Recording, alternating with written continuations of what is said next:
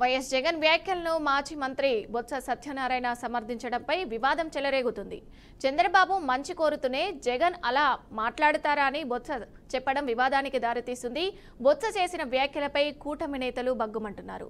ఒరేయ్ బొత్స అంటే నువ్వు ఒప్పుకుంటావా అని ప్రశ్నిస్తున్నారు. ఏపీలో కలకలం రేపుతున్న మాటల యుద్ధంపై మరింత విశ్లేషణ మా మేనేజింగ్ డైరెక్టర్ రాజేంద్ర అందిస్తారు. ఎన్నికల ఫలితాలు వచ్చేసాయి. నాయకుల మనోగతం ఏదో అర్థమవుతుంది. వాళ్ళ ఆలోచన తీరు, వాళ్ళు మాట్లాడేటటువంటి భాష, రాజకీయాల్లో వాళ్ళకున్నటువంటి అవగాహన, అలాగే పక్కవాడి మీద కనీసం మనం మర్యాద ఇవ్వగలమా లేదా అన్నటువంటి వాళ్ళ ఉద్దేశాలు అన్నీ బయటపడుతున్నాయి. నిన్న మాట్లాడాడు ఒక ప్రెస్ మీట్లో మాజీ ముఖ్యమంత్రి.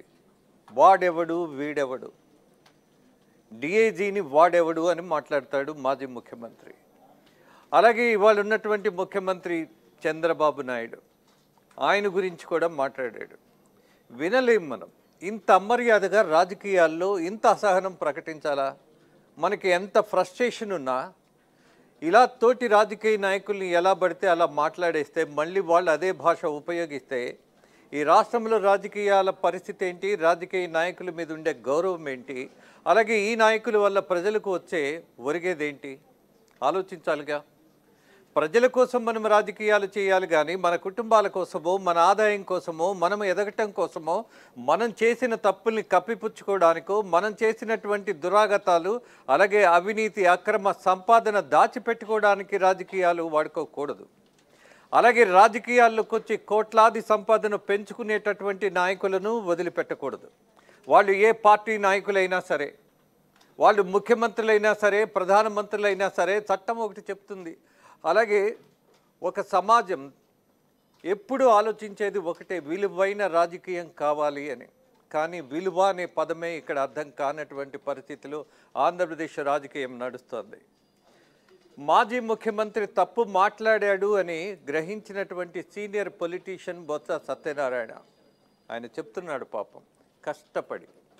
ఆయన నాయకుడిని సమర్థించుకునేటటువంటి ప్రయత్నంలో ఆయన పడుతున్నటువంటి మల్లగుల్లాలు చూస్తే I pity him, really I pity him.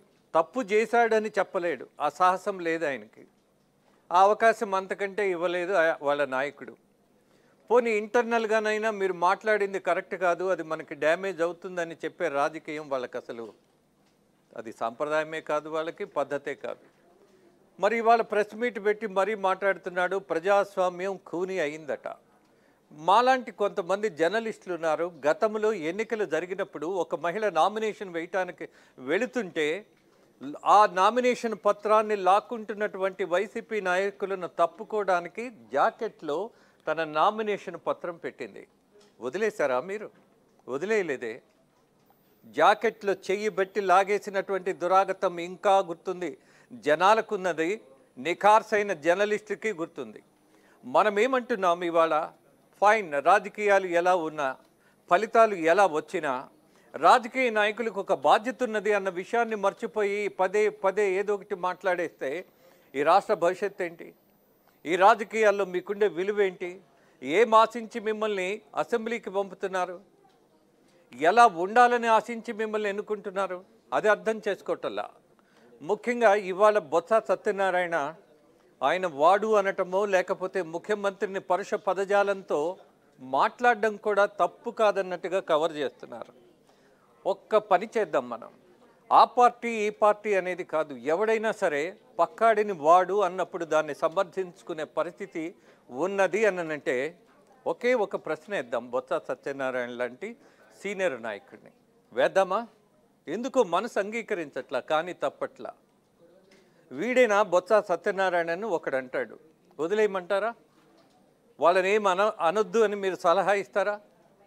వీడు అని మిమ్మల్ని మాట్లాడితే ఎవరైనా మేము ఖండించకపోతే, అది తప్పని మేము వాదించకపోతే మేమే సిగ్గుపడతాం. కానీ మీరెలా ఉన్నారు? సమర్థిస్తున్నారు. ముఖం మీద బురద పడితే పౌడర్ వేసి రుద్దుకుంటే ఎంత దరిద్రంగా ఉంటుందో, మాజీ ముఖ్యమంత్రి మాట్లాడిన మాటల్ని కవర్ చేస్తూ దాని మీద ఏదో మీరు ప్యాచప్ చేద్దాము అని అంటే అంత చండాలంగా ఉంటుంది. మీకు అది తెలుసు, అందరికీ తెలుసు. అసలు ఇది రాజకీయం కాదు అని తెలుసు, కానీ ఇదే రాజకీయం అన్నట్టుగా అసలు చేయాల్సిన పని చేతగాకపోతే ఇలాంటి పక్క ఎక్స్ట్రాలు వేషాలే వస్తాయి. జరుగుతున్నది అదే. ఇవాళ మాజీ ముఖ్యమంత్రి అన్నటువంటి సమస్య కాదు. ఎవరు ఏ భాష మాట్లాడినా అది అభ్యంతరకరమైనప్పుడు దాన్ని ఖచ్చితంగా మార్చుకోవాలి. ఎన్నాళ్ళు ఇలా ఆంధ్రప్రదేశ్ రాజకీయం భ్రష్టు పట్టిపోతోంది, అక్కడ అభివృద్ధి కుంటుపడిపోతోంది. ఇవి రాజకీయాలు కాదురా అన్న మగడా అని జనం ఏడుస్తుంటే అర్థం కాదా? దాన్ని పైగా సీనియర్ పొలిటీషియన్, ఆఫ్ కోర్స్ ఈయన కూడా అసెంబ్లీలో జగన్మోహన్ రెడ్డిని ఇష్టానుసారం నీచంగా మాట్లాడేశాడు. మళ్ళీ ఆ జగన్మోహన్ రెడ్డి ఈయన్ని దగ్గరికి పిలుచుకొని మంత్రి పదవి ఇచ్చారు. ఇది రాజకీయం అయితే ఇది జనం తట్టుకోలేరు బాబు. దీన్నే విలువైనటువంటి రాజకీయం అని మీరు ప్రచారం చేస్తే అసలు తట్టుకోలేరు. అందుకే మరొకసారి చెప్తున్నా, ఎస్ ఎలా ఉన్నావురా బొత్స సత్యనారాయణ అని ఎవరైనా అడిగితే పక్క పార్టీల వాళ్ళు మీకు హాయిగా ఉంటుందా? మీకు సమంజసంగా ఉంటుందా? దాన్ని భరించమని మాకు చెప్తారా? నేర్చుకోమంటారా? దీన్నే ఆచరించమంటారా? ఇదే రాజకీయం అంటారా? Well said. అదే మీరు నమ్మేటైతే ఇంకా ఇలా సమర్థించుకుంటానే ఉండండి. మీకు ఇలాంటి ప్రశ్నలే వాడు వీడు అనేటటువంటి పదజాలంతోనే మిమ్మల్ని అడ్రస్ చేసే పరిస్థితి వస్తుంది. దానికి మీరు సిద్ధమైతే బట్ ఆంధ్రప్రదేశ్లో ఉన్నటువంటి యువత సిద్ధం కాదు. ఈ బూతు రాజకీయాన్ని జనం భరించేటటువంటి దశలో లేకే ఇలాంటి మార్పులు వస్తున్నాయి. అలాగే రాజకీయ నాయకులకు ఉండవలసిన ప్రాథమిక లక్షణం ముఖ్యమంత్రి అలాగే మాజీ ముఖ్యమంత్రి ఇద్దరూ పాటించాలి అన్నది కండిషన్. కానీ ఇవాళ పులివెందుల అలాగే ఒంటిమిట్ట అక్కడ ఉన్నటువంటి ఉప ఎన్నిక మనం గమనించినప్పుడు అభ్యర్థులుగా నిలబడుతున్న వాళ్ళు నామినేషన్ వేస్తున్నప్పుడు ఎక్కడ అడ్డంకులు రాలా, ఎవ్వరూ వాళ్ళని ఆపల. 11 మంది ఇవాళ పోటీలో నిలబడ్డారు. 2 పార్టీలకు సంబంధించి ప్రధానమైనటువంటి ఎన్నిక జరిగింది. ఎన్నికల సంఘం కూడా చాలా సీరియస్గా తీసుకొని 1000 మందిని అక్కడికి డెప్యూట్ చేసింది. ఒక డిఐజీ, ఒక ఎస్పీ, అలాగే అనేక మంది ఏఎస్పీలు, ఎస్ఐలు, సిఐలు కోట్ల ధనం ఖర్చు పెట్టారు జెడ్పీటీసీ ఎన్నికలకి. ఎందుకని? మీ దురాగతం మీద, మీ రాజకీయ నాయకుల దౌర్భాగ్య మనస్తత్వం వల్ల. అక్కడ ఉద్రిక్తం సృష్టిస్తారు అన్నటువంటి పరిస్థితుల్లో అన్ని సెన్సిటివ్ ఏరియాసే తప్పని పరిస్థితి అన్నారు పోలీస్ అధికారులు. వాళ్ళు నిర్వహించినటువంటి ఎన్నికలు మొత్తం చాలా బాధ్యతగా నిర్వహించారు. సీసీ కెమెరాస్ ఉన్నాయి, డ్రోన్స్ ఉన్నాయి, కమాండ్ కంట్రోల్ రూమ్ ఉంది. అలాగే 3 అంచెల పరిశీలనలో ఓటరు వెళ్ళటానికి సిస్టమ్ పెట్టారు. ఎక్కడైనా ఏదైనా పొరపాటున రిగ్గింగ్ జరిగితే కెమెరాలు గుర్తిస్తాయి.